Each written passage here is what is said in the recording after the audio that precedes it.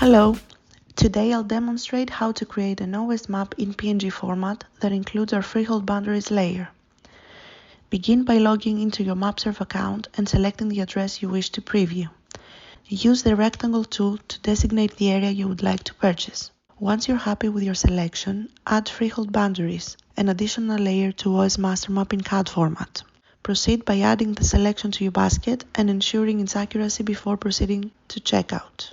Upon checkout, you'll be directed to a page where you can download your CAD map within seconds. Next, open AutoCAD and access the CAD file containing the map for export. Navigate to your desired map area using the zoom and pan tools for adjustments if you do not wish for the whole map to be included. Optionally, you can disable grid lines by turning the layer off if you prefer. Once satisfied with the layout, click on the command area here below and type PNG out.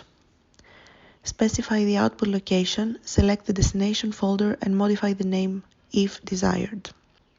Confirm the save action to generate the PNG image.